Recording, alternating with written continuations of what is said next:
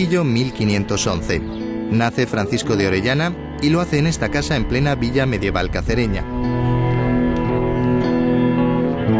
Hoy, 5 siglos después, la ciudad que le vio partir a las Américas celebra una serie de actos conmemorativos para recordar y dar a conocer la figura del descubridor del río Amazonas. Murió en 1546, 35 años, era tuerto, no tuvo suerte en amor y murió de fiebre en el borde del Amazonas. La verdad que esto es un poco la vida y la trayectoria de todos los conquistadores. Yo poco conozco que murieron en su cama y ricos, pero la verdad que él fue verdaderamente un desastre.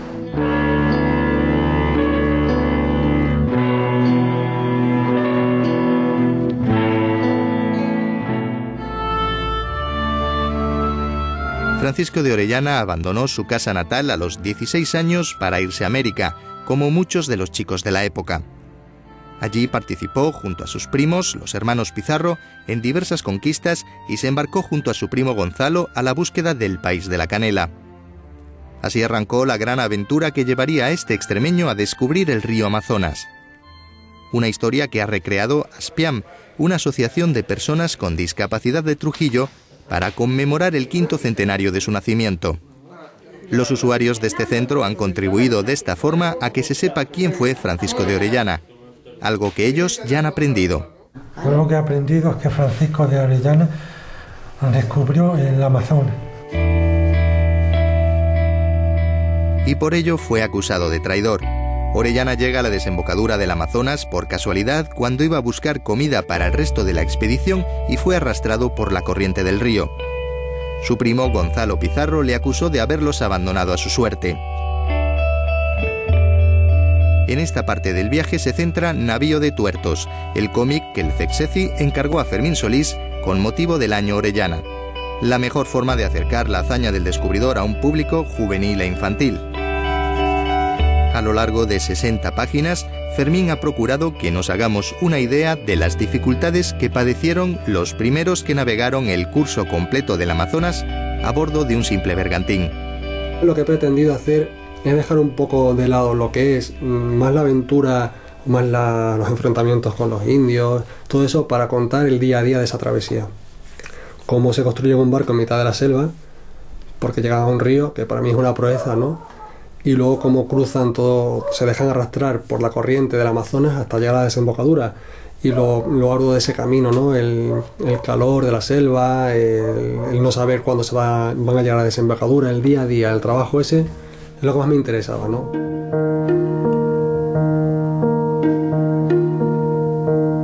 Orellana y su expedición llegaron al Amazonas el 12 de febrero de 1542.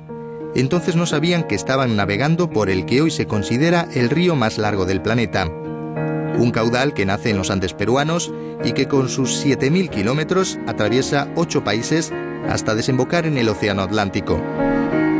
La decisión de bautizarlo con el nombre de Amazonas tiene su origen en que fueron atacados por hermosas guerreras indígenas durante la travesía. En este camino encuentran unas mujeres, según ellos, no es nada seguro, unas mujeres con el pecho cortado que tiran flechas, y Gaspar de Carvajal, que es un hombre culto, es un dominico, él lo que ha leído es esta mitología griega donde había mujeres amazonas que tiraban flechas, que mataban a los hombres, y por esta razón van a bautizar el río Grande, el río Amazonas. Él tiene que llegar a convencer a que se aprecie el valor de su descubrimiento. Entonces el que lo denomine Amazonas es una manera de acercar mucho más a esa visión que él tiene y que la gente a cuales Orellana está explicando su gran descubrimiento, pues tenga una percepción aún más importante del hecho de haber navegado un río sin más. He descubierto el Amazonas, ¿no? Es el mito, es la leyenda, es el mito griego de las Amazonas.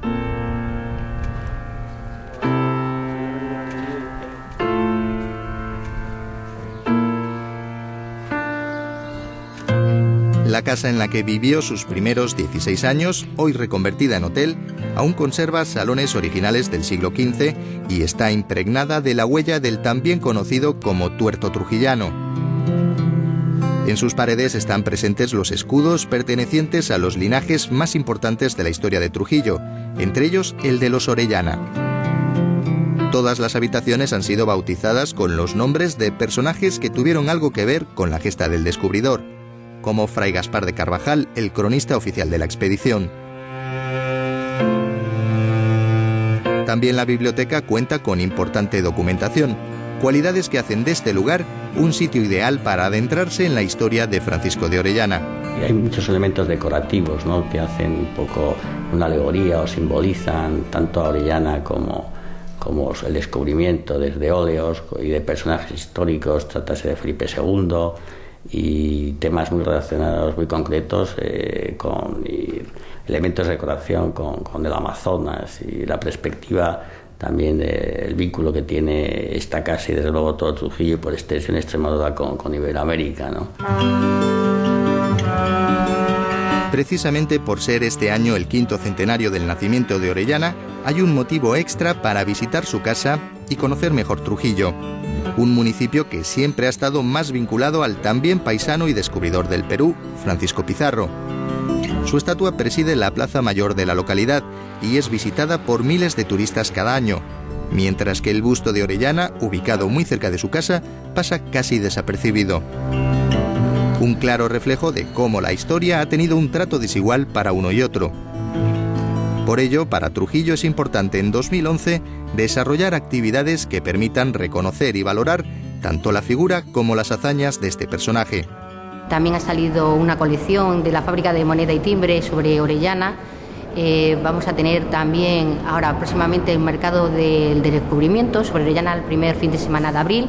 Vamos a continuar con un seminario gastronómico en la Feria del Queso de Trujillo, que tiene bastante importancia a nivel nacional e internacional. Vamos a contar con la presencia de la Embajada de Ecuador, con una serie de actos. El Domingo del Chibiri, que también es una fiesta importante en Trujillo, también vamos a tener una actuación por parte de un grupo de la cuenca amazónica de tribus de indígenas de aquella zona. Y vamos a continuar con seminarios a través de la Universidad de Extremadura, el Festival de los Pueblos del Mundo.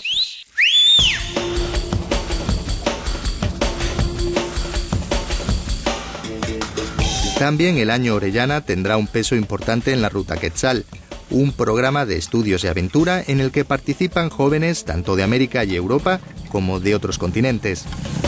La selva amazónica del Perú será este año el objetivo de la ruta.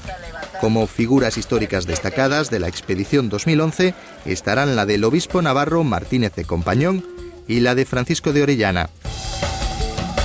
La aventura pasará por el Trujillo peruano y terminará en el mes de julio en el Trujillo extremeño. Con esta experiencia tendrán ocasión de conocer en profundidad a estos personajes y de adentrarse en la cultura precolombina. Pero también aprenderán de primera mano cuáles son las amenazas más graves que sufre la Amazonia. Como hablamos siempre también de presente y futuro, veremos esa Amazonía del presente y del futuro. Hoy ha habido, hace pocos días, unos que han descubierto, dicen una tribu nueva no conocida, que los madereros pretenden entrar para cortar los árboles. Y creo que hay que vigilar ese patrimonio de la humanidad que lo conservó también los mejores ecologistas que hay en el mundo. ¿Quiénes son? Pues no son ni el Greenpeace, ni son los ecologistas, son precisamente los indígenas. Los indígenas que viven en el Amazonas son los que han cuidado ese patrimonio y siguen viviendo allá. Y eso lo queremos hacer, ayudarles para tener ese patrimonio para nuestros nietos y bisnietos, para ese futuro, que conservemos ese gran bosque.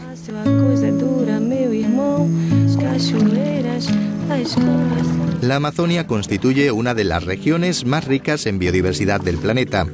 Su extensión llega a los 6 millones de kilómetros cuadrados, repartidos entre 8 países, de los que Brasil y Perú poseen la mayor parte. La contribución de esta región es fundamental para la sostenibilidad del planeta. En ello juegan un papel fundamental las gentes de la zona, pero la incursión de industrias internacionales la están poniendo en peligro. Una de las razones que ha movido al productor cultural brasileño Sergio Mileto, fuertemente comprometido con la causa, a visitar nuestra región. Entre sus objetivos está el de buscar un compromiso de Extremadura para que se empiece a poner en valor tanto a la gente como los recursos de la Amazonia. Pero cómo explotar eso es el gran desafío. Se puede hacer una exploración predatoria que se destruya todo, o se puede valorizar la gente local como verdaderos guardianes de esta riqueza, que no es una riqueza brasileña o una riqueza latinoamericana, es una riqueza de la humanidad, esencial para la humanidad. Entonces toda la humanidad debería ser responsable por mantener la gente que vive en ese local con calidad de vida para poder ser los grandes guardianes de esta riqueza, ¿no? ...500 años después de que el extremeño Francisco de Orellana colocara en el mapa el río Amazonas y la selva que florece en su cuenca, es el momento de no permitir que esa riqueza natural desaparezca. Una riqueza de la que nos beneficiamos todos y que hoy sí se ha convertido en el verdadero dorado que tanto ansiaba encontrar Orellana en su expedición.